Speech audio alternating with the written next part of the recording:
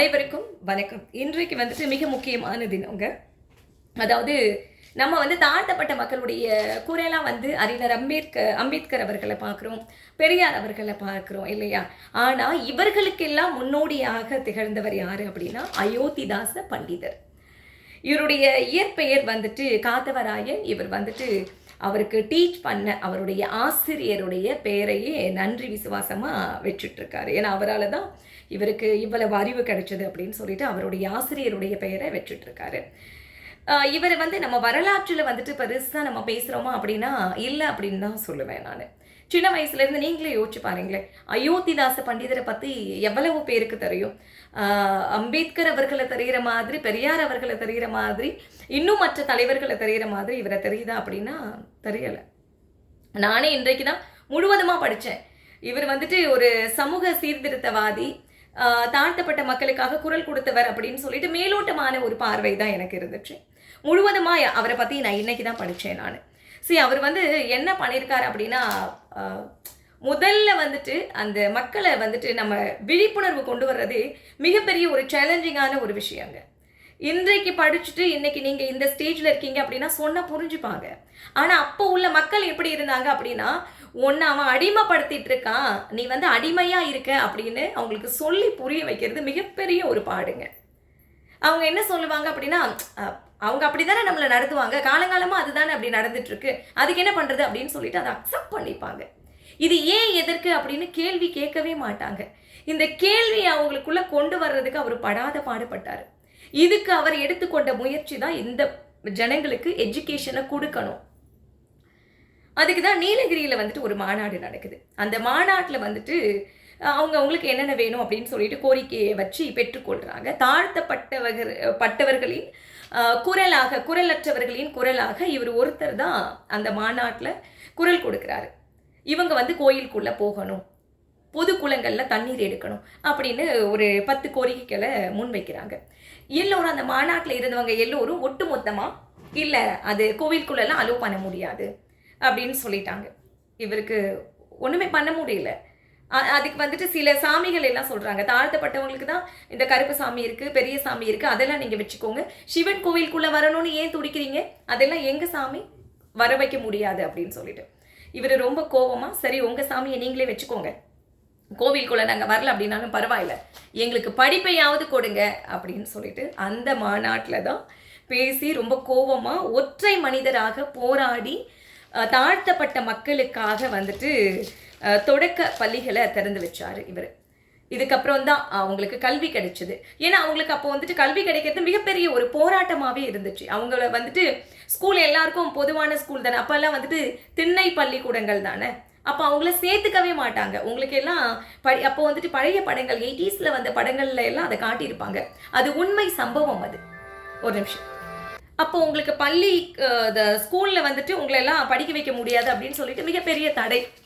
அப்போது அதுக்காக தான் இவங்களுக்கென்று, தாழ்த்தப்பட்டவர்களுக்கென்று பள்ளிக்கூடங்கள் வேணும், அது இலவசமாக வேணும் அப்படின்னு சொல்லிட்டு இவர் கேட்டு அதை பெற்று கொடுத்தாரு. அதற்கு காரணம் என்ன அப்படின்னா, கோவிலுக்குள்ளே போகிறதெல்லாம் பெரிய விஷயம் கிடையாது. அது ஒரு மாற்றத்தை உண்டு பண்ணுமா அப்படின்னா அதெல்லாம் மாற்றத்தை உண்டு பண்ணாது. பின்பு எது மாற்றத்தை உண்டு பண்ணும் அப்படின்னா, கல்வியினால் மட்டும்தான் அவங்களுக்கு புரிய வைக்க முடியும். கல்வி வந்துருச்சு அப்படின்னா அவங்களுக்கு அவங்க என்ன ஸ்டேஜில் இருக்காங்க அப்படின்ற ஒரு புரிதல் வந்துடும், சுயமரியாதை வந்துடும். நம்மளை இப்படி நடத்துகிறாங்க, நாமளும் மனிதர்கள் தான் அப்படின்ற ஒரு உணர்வை கொண்டு வர்றதே பெரிய விஷயம் இல்லையா? அந்த செல்ஃப் ரெஸ்பெக்ட் இருக்கு இல்லை, அதுவே இல்லாமல் தானே இருந்தாங்க.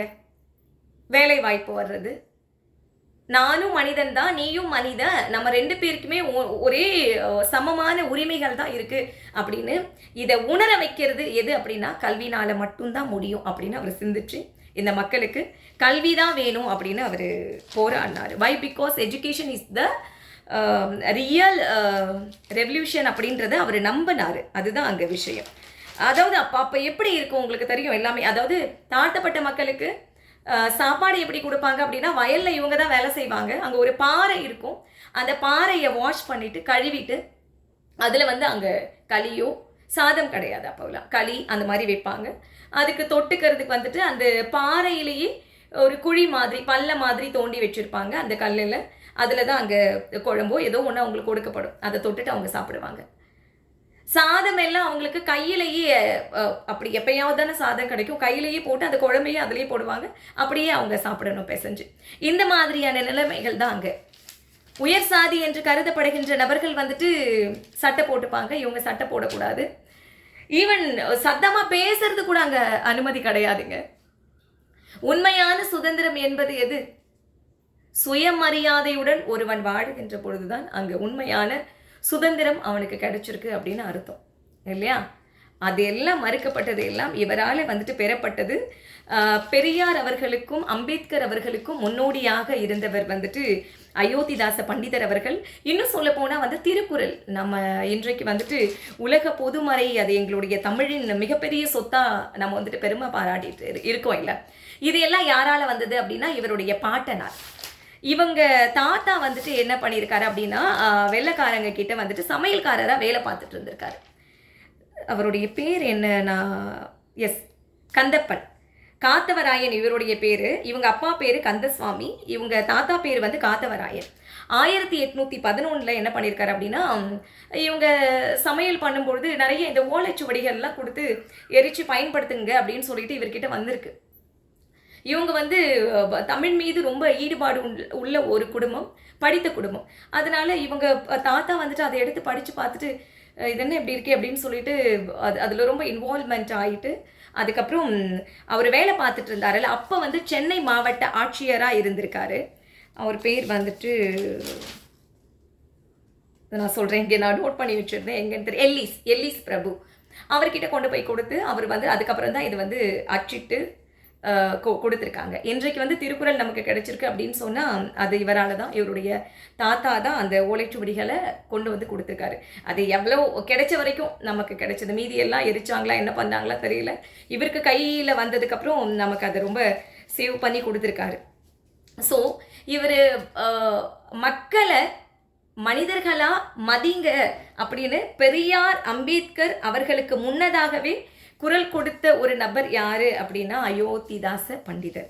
இவர் தான் ஒடுக்கப்பட்ட மக்களுக்கு ஏன் அவங்களுக்கு கல்வி மறுக்கப்படணும், ஏன் அவங்க பொது குளத்தில் தண்ணீர் எடுக்கக்கூடாது, ஏன் கோவிலுக்கு வரக்கூடாது அப்படின்னு சொல்லிட்டு இதையெல்லாம் கேள்வி கேட்ட முதல்ல குரல் கொடுத்த நபர் யாரு அப்படின்னா அது இவர் தான். இவருக்கு மட்டும்தான் அந்த சிறப்பு போய் சேரும். அதற்கு பின்பாக வந்தவர் தான். ஏன்னா பெரியார் அவர்களை விடவும் இவர் ஒரு 34 வயசு பெரியவர், அம்பேத்கரை விடவும் கிட்டத்தட்ட 45 இயர்ஸ் பெரியவர். அம்பேத்கர் அவர்கள் இவரை கேள்விப்பட்டு சென்னைக்கு வந்து இவரை பற்றி விசாரிச்சுட்டு அதுக்கப்புறம் இவரை ஃபாலோ பண்ணியிருக்காரு.